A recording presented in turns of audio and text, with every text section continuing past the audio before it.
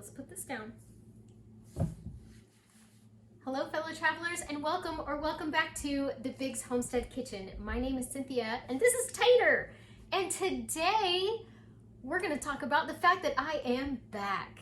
Yes, that's right, I am back. My goodness, it's been a couple of weeks since I posted a video, and honestly, I had to take a break. I was getting super burnt out on content. My mental health was kind of flagging. So I really just took a break from both channels and decided that I would pray for direction, and it came.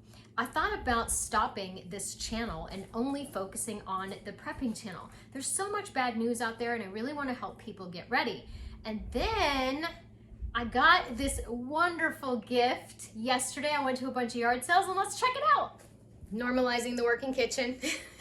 So I said to myself in my prayer, Lord, if I'm supposed to keep doing this, if I'm supposed to keep on teaching people how to cook with their long-term food storage and cook from their prepper pantries and do all of the things, I'm gonna need some help, or I need rest. And man, did the Lord provide. I got these all for $1 each at an estate sale.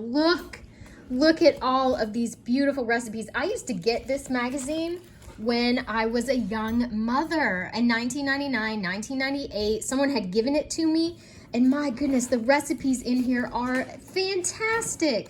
Casseroles, one-pot meals. All of the ladies' handwritten recipes are tucked into all of these books, her notes, and there's magazine articles in all of these, and there's photocopies of recipes that she really loved. I was so excited when I saw all of these wonderful books that I literally had tears in my eyes as I went through them. She was an amazing homemaker.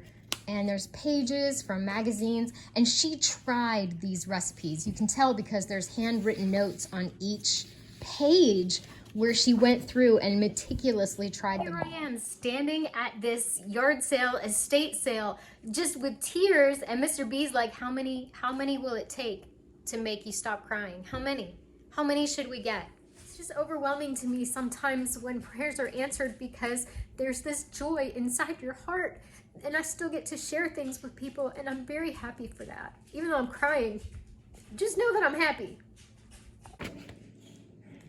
And so I know that the people who, sponsored the estate sale, their family may not have cared that she was such a homemaker, but look at all of her beautiful recipes for one-pot meals and casseroles and all of her handwritten things. And I'm just so blessed to be the one to take care of this for her. What else was in there?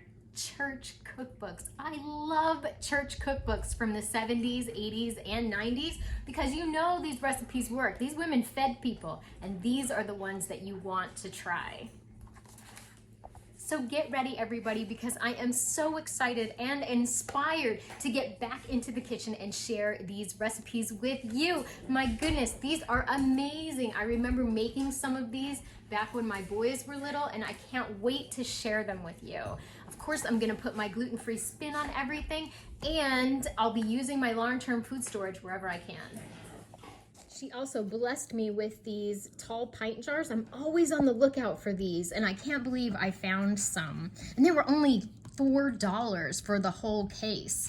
I got these napkins. She set a beautiful table. There was probably 100 tablecloths at the sale. This one's brand new. This one is pretty much brand new. So I can't wait to set a beautiful table just like she did. And look, these are measuring cups, and they were $1 for both. Then look at this salad bowl set. There are so many recipes in these books for amazing cold salads, so I can't wait to serve them to you on YouTube in my brand new set. As I said, welcome back, and let's get into the kitchen and make wonderful things. Remember, no matter where you roam, you can always find your way back home to the Biggs Homestead Kitchen.